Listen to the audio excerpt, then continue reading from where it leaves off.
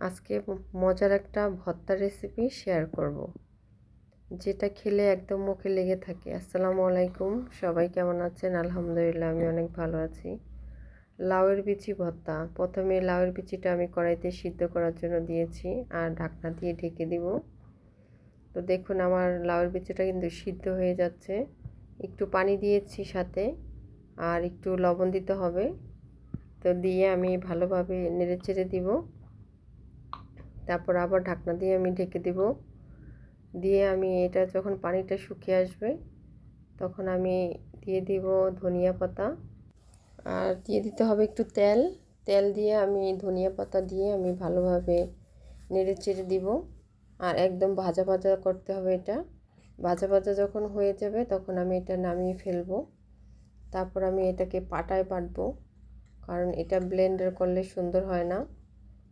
আমার কিন্তু ভর্তাটা দেখুন আমি পাটায় নিয়েছি, একদম শুকনো শুকনো হয়ে গেছে। তো তারপর আমি পাটায় মরিচ দিয়েছি, শুকনো মরিচ দিয়ে আমি এটা ভালোভাবে বেটে নিয়েছি। তারপরে আমি বিচিগুলো বেটেছি। তারপর আমি কাঁচা পেঁয়াজ দিয়েছি লাস্টে। তারপরে আমি সবগুলো একসাথে মিক্স করে নিয়েছি। তো এই ভর্তাটা কিন্তু অনেক মজা। ভালো লাগলে লাইক দিবেন, কমেন্ট করবেন, শেয়ার করবেন। আসসালামু আলাইকুম, আল্লাহ হাফেজ।